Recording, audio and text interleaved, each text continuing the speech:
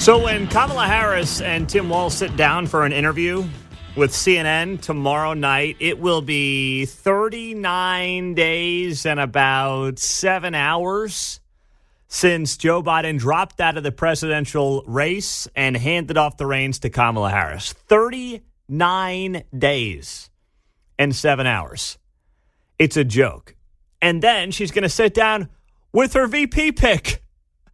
I mean, and by the way, it's pre-recorded. This is as comical a campaign as you are going to see. Oh, by the way, happy Wednesday. It's a hump day. It's great to be here on KCMO. This thing just has me so fired up because it's so ridiculous and it's such an insult to all of us as American citizens, as folks who are asked to go to the polls for somebody who we don't know, who we don't really have a whole lot of information about outside of a voting record that was the most liberal in the Senate when she was in the Senate, to somebody who's been the vice president for 3.5 years and now is trying to gaslight the American people into acting like she has had zero power and zero authority and now wants to be the president. And now finally, 39 days after the fact, Kamala Harris will sit down tomorrow for an interview with CNN. And the media is acting like, oh, see, we told you she was going to do it. Now, I predicted 2 weeks ago it would come this weekend. It would come Labor Day weekend because it would be buried by the media. Nobody really is going to care. And if there's some massive gaffe, well, guess what? By Tuesday, no one remembers it because we are going into the unofficial end of summer.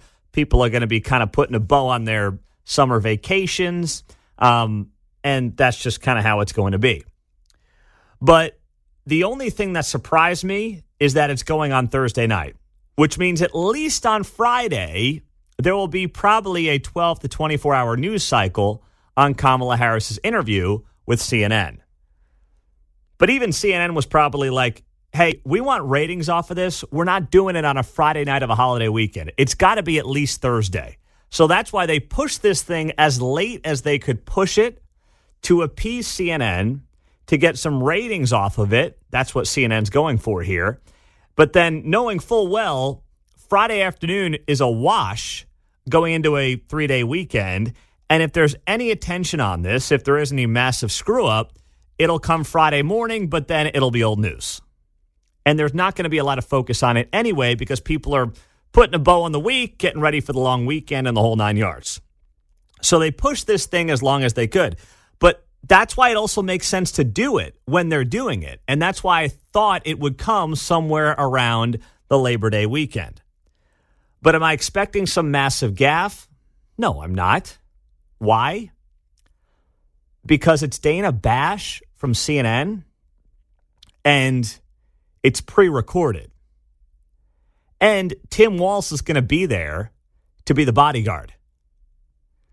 That's the whole purpose of having Tim Walz in the room. I mean, it's really pathetic when you think about it. You have somebody who wants to get in the room and negotiate with Putin, with Xi, with the worst people on the planet, and she's afraid of friendly media. Kamala's not walking in to do an interview with our friend Bill O'Reilly. Kamala's not walking into an interview with Sean Hannity. She's afraid to do an interview on C-freaking-N-N. Can't do that, is not confident enough to do that by herself. And don't give me the whole, well, people got to know Coach. You know, they want to know Coach Walz. No, they really don't. Trust me, they don't. I want to know what happened to his dog Scout. That's what I want to know, okay? I mean, by the way, Scout's okay. We figured that out yesterday. But neither here nor there. No one really cares about Tim Walz. No one usually cares about the VP pick in general. If Tim Walz wants to do an interview, he should do one by himself too. But guess what? He's not doing one either. And why would Tim Walz not do his own interview? Well, how about this from Politico? They wrote this yesterday. What about Tim? One of the issues that Harris World is currently working to address is how to deploy running mate Tim Walz in the media. The danger in sending him out to do big solo interviews is that he might not have a full command of where Harris is on every issue. Well, here's the thing. Harris doesn't know where Harris is at on every issue. That's part of the problem. How is Tim Walz, with all due respect, and I, am giving Tim Walz the benefit of the doubt here, how is Tim Walz going to know where Harris is at on the issues when Harris doesn't know where Harris is at on the issues? I mean, Kamala Harris came out this week in an Axios report and said suddenly she's a fan of the border wall. I don't know. I mean, we go back from 2017 all the way up to 2020, and there's a lot of audio of Kamala Harris saying the border wall thing's a big joke. Folks, on the subject of transnational gangs, let's be perfectly clear. The president's medieval vanity project is not going to stop them. This issue is about a vanity project for this president. Right. And it is a problem of his own making. Right. And listen, when I travel this country, folks have plenty enough problems that they need their president to focus on. You know what? Instead of a wall that, by the way, because I was a prosecutor for many years, including the Attorney General of California, I specialize on transnational criminal organizations. Yeah. That wall ain't gonna stop them. No.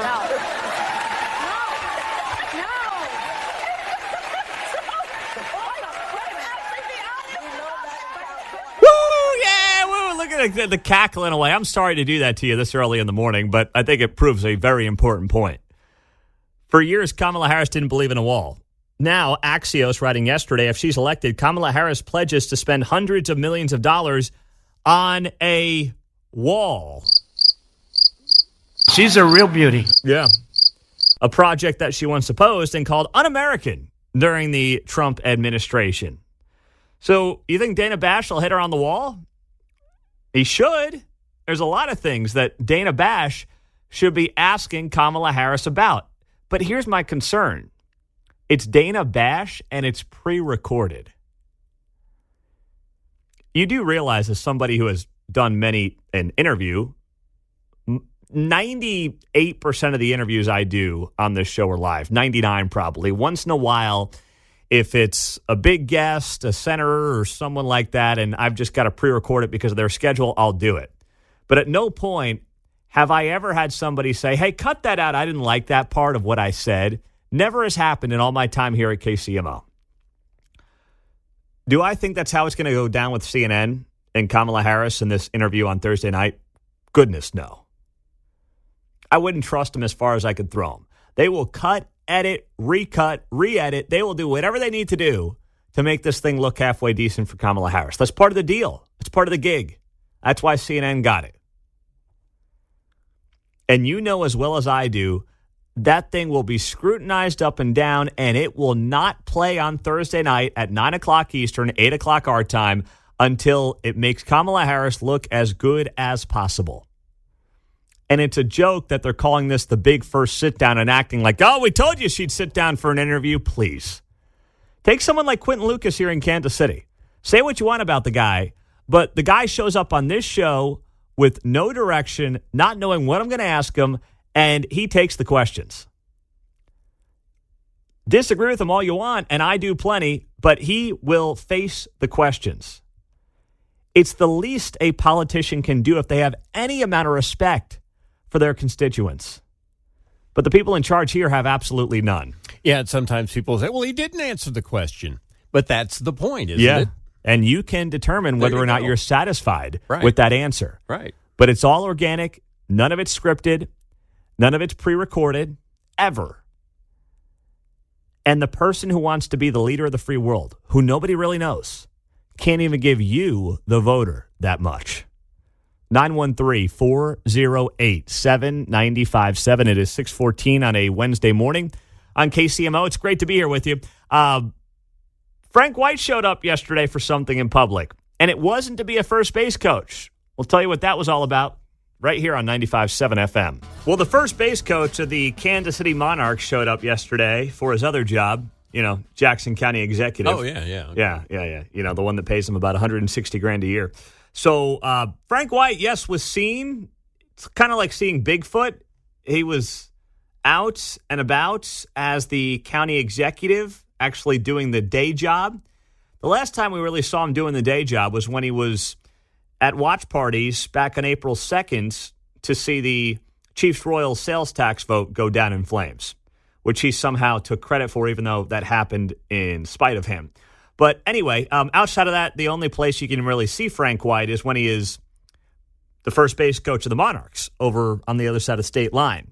But yesterday, he was at Pace KC here in Kansas City, and he was signing a piece of legislation that will put a tax increase on the ballot in November for Jackson County voters.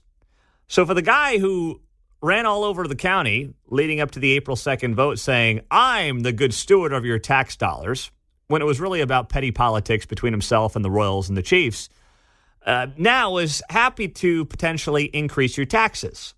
What does he want to do? Well, he wants to get money to seniors to help them with their health. Take a listen.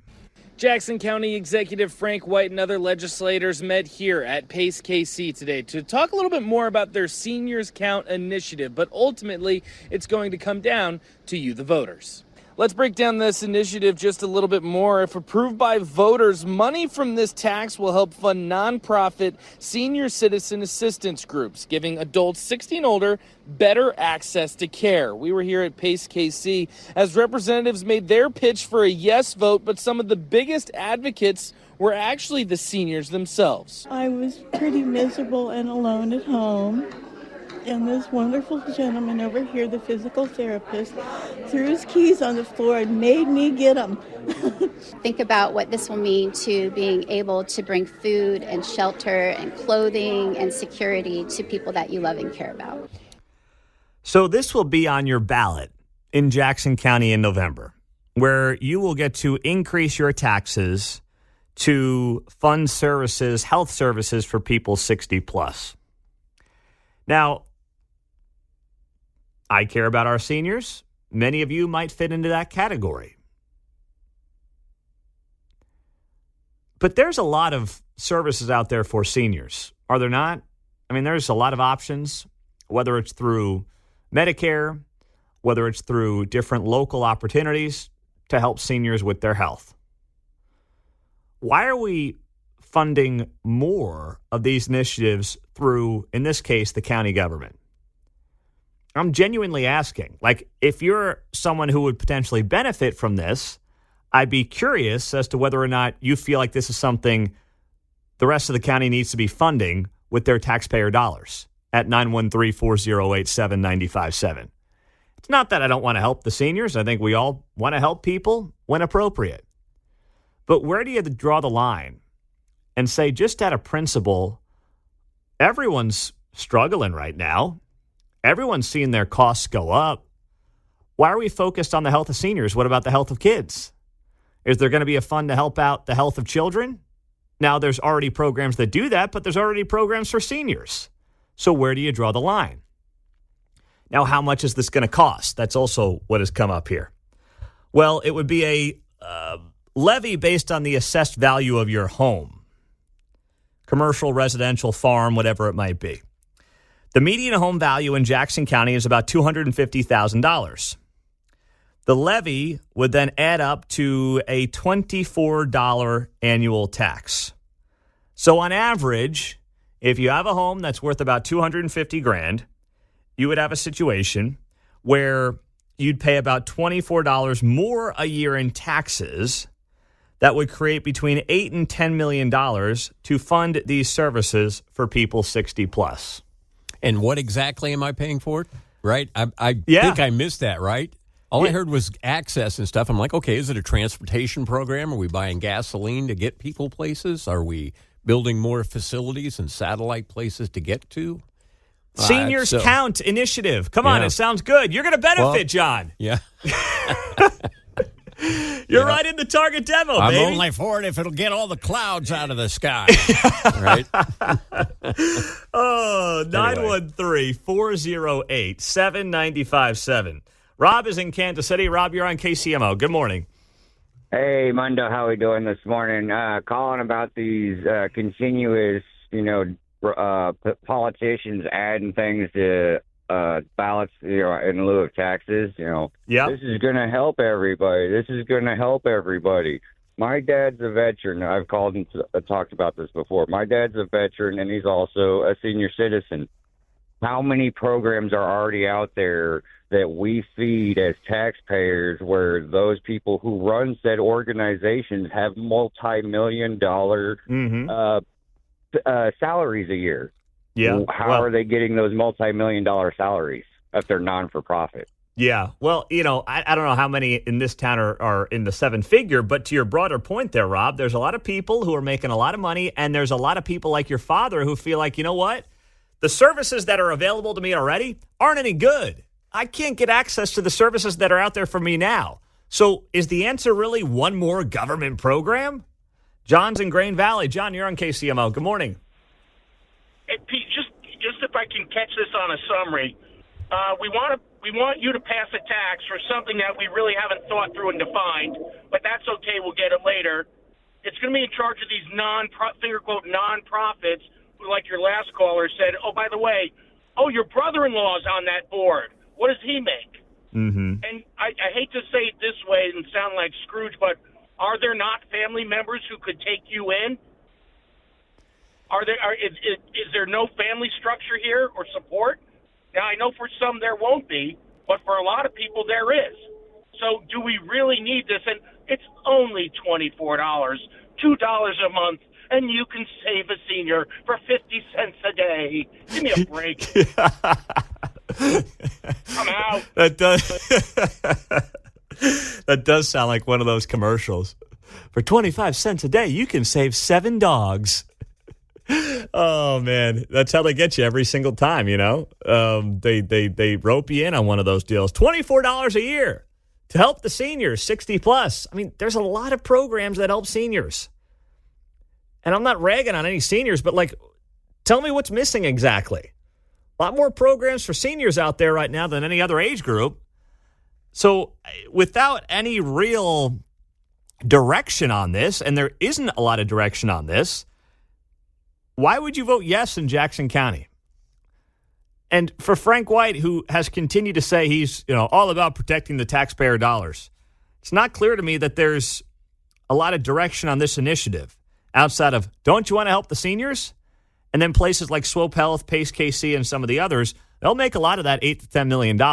They will. So I get why they're lobbying on behalf of it. And then they'll tell you, come on, don't you want to help Grandma and Grandpa? What's wrong with you now?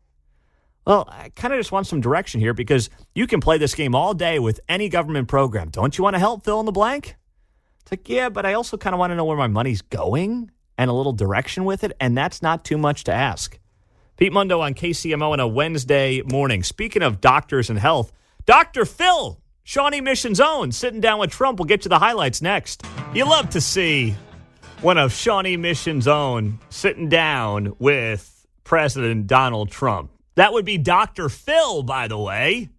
Yes, Shawnee Mission North guy, but apparently doesn't come back and give the love to the Shawnee Mission School District like some of us would love to see.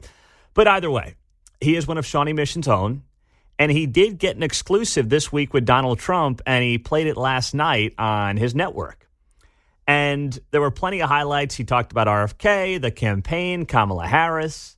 But this, to me, of all the clips between Dr. Phil and Donald Trump, stood out above the rest. Here we go. What are you going to do day one with these countries that have gotten into our country illegally, between ports of entry? What are you going to do with those people? We are going to have a mass deportation of criminals, immediately the criminals. Our Border Patrol, ICE, and local police know every one of them. They know their middle names. They know them like I know you, okay? They know them very well. They know the bad ones, and they know the ones that aren't so bad.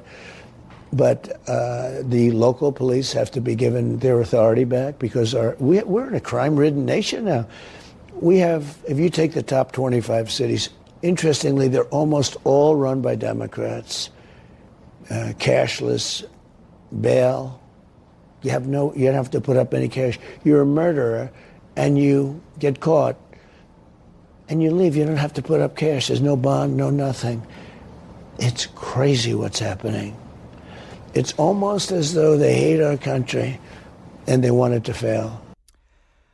It's hard to not come to that conclusion based on the border policies of the last 3.5 years, where even if you are of the mindset of, oh, we shouldn't have any borders, we should just have one big happy world, and we all just kind of ebb and flow and live and move around with love for our neighbors. Even if you're of that mindset, the way the drug cartels in Central America have flooded this nation with fentanyl that has led to record levels of overdoses and poisonings in this country, it would seem to me that would be the issue, where many Americans would say, you know what, this is such failed policy, we can't continue. We are losing Americans. Even if you say, hey, some of the heinous crimes that have been committed by illegals, like Laken Riley, the girl who was killed at the University of Georgia going out for a run. Even if you say some of those get highlighted and it's 1 in a million or something like that, even if you're of that belief, and I'm not, but even if you are, you'd have to then look at the broader picture and say, well, the drugs, the potential for terrorism, we know that folks on the National Terrorist Watch List have entered this country illegally. You know, the 9/11 hijackers, they at least had to get a fake passport to get here. These guys just kind of roam right across the Rio Grande. Hey, I'm here. That's all they need to do now. And then, yes, you add in the criminal activity and you say to yourself, what's the purpose of any of this? To President Trump's point, how do you come to any other conclusion other than these people hate the country? And I love how we've, started this conversation back in 2015, 2016 from President Trump in large part. And he was called every name in the book, racist, walls are racist, all this stuff is racist. And now it's all come full circle where Kamala Harris this week, according to Axios, is lobbying to spend hundreds of millions of dollars on a wall on the southern border. And let me ask you this, and just ask yourself this as you get going this morning on a Wednesday. Do you think that if Kamala Harris was truly up in the polls, like the media tells you she is, and she's just skyrocketing to a major victory, everybody loves Kamala, you think there'd be stories about her building a wall? You think they'd be talking about her putting a wall together when you've got years and years and years of clips of her blasting Donald Trump's wall and calling it every name under the sun? Do you really think that that would be the case? I don't. And that's why I've got to believe that the internal polling for the campaign is not nearly as rosy as what is being portrayed, projected, reported in news media, because none of it makes sense. If she's running away, being Kamala Harris, being the person who was Joe Biden's Veep and was the most liberal person in the U.S. Senate when she was there, why would she suddenly start talking about building walls on the southern border? If people were just all good with the policies of this administration on the southern border for the last 3 years. They're clearly not. And that's why I think when you look at some of the flip-flopping, whether it's the border, whether it's crime, whether it's guns, whether it's electric vehicle mandates, all the flip-flopping is happening for a reason, John. I'm doing my depth chart here on the fantasy team. So is she back to being a border czar now? Right? Yeah, I guess. I think we should probably slot her into that position for the upcoming season. I was told she wasn't. She might be good in the flex position for your fantasy football team this year, all right.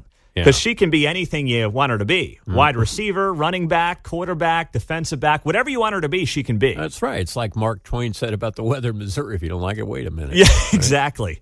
So she can fit all of those billings. Just ask her, by the way. Maybe Dana Bash will ask her this week. Right. And speaking of policies like this, where you wonder to yourself, do these people just hate America? What's their deal? See what's going on in California? I mean, this is wild.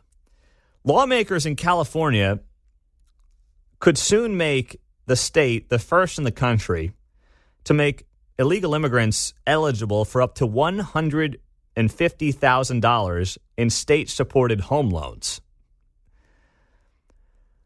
The supermajority in the California state legislature is likely to pass a measure this week that would make illegal immigrants eligible for, quote, the California Dream for All loan program a state-funded program that provides 20% in down payment assistance for up to $150,000.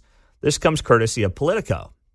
Participants in the program must be first-time homebuyers, and at least one must be a first-generation home buyer, while income levels must be below certain limits depending on the county where the recipient lives.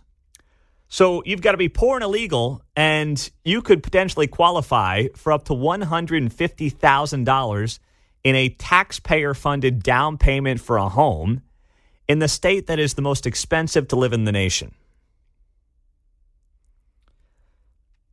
Now, California has obviously got issues that we don't have here in Kansas and Missouri, and thank goodness. But at what point, if you're a taxpayer in a place like California, do you stop getting insulted by these politicians? Do you stop being a cuck for the people that you elect to office, where they take your money and they give it to non-citizens so they can buy a house when, trust me, I know, I've got a brother-in-law who lives in California, and he actually just got married yesterday at the courthouse to his now wife, obviously, and he doesn't know if he's ever going to be able to achieve that American dream of being a homeowner. You're talking about bungalows going for pushing $1 million, depending on where you are in that state. And now your tax dollars get used to give down payments for illegal immigrants to buy houses, potentially? Now, Gavin Newsom is not committed to signing this piece of legislation. And if this guy has any desire to one day be president, he'd be insane to sign this thing. I mean, you could run a whole campaign against Gavin Newsom on just this piece of legislation alone. But it brings up the broader point, whether it's Gavin Newsom, whether it's Kamala Harris, whether it's Joe Biden the last 3 years. At what point does the American voter in key parts of the country, not just here in Kansas and Missouri, I think we know how the majority feel here, but in places like Arizona, Georgia, Pennsylvania, Michigan, Wisconsin, at what point do they say, I'm sick of being insulted by these people? I may not love Donald Trump, but I am sick of being insulted as an American taxpayer, as an American citizen, as they continue to pander and try to buy the votes of theoretical future voters by assisting them with down payments on their homes, potentially, in the most expensive state in the nation. It's beyond insulting to anybody who's got a pulse and a functioning brain. But it's case in point of the policies they're promoting that are not. I mean, you talk about America First. This is the antithesis of America First. And somehow America First, once again, like everything else, gets called racist or something when, frankly, this is America Last policies like this. Can somebody explain to me digital trading cards and NFTs? Because I still, I'm not some old guy who feels out of touch. I just don't get it. You play that role very well here, John. I can't put digital trading cards in my bicycle spokes. Come on, man. Yeah, I mean, I loved, as a kid, baseball cards. Oh, still got mine. I loved NBA cards. Like, Mark and I, when we were kids, you may remember, Mark, remember when, wrestling cards and Pokemon cards were big in the 90s? Mm-hmm. I liked cards. But I don't get the digital trading card. I mean, I want the hard deal. I want the real thing. I want to hold the card, not look at it on my phone. I don't understand the digital trading card thing. I don't understand the NFT. I genuinely don't get it, and I kind of feel silly about it. But then again, I'm like, maybe it's better I don't. So with that being said, this week, Trump's rolling out a new digital trading card. And I saw the clip last night on social media, and I'm like, don't do it. Please. I feel like I just woke up on the couch at 2 a.m. to an infomercial, is what it felt like to me.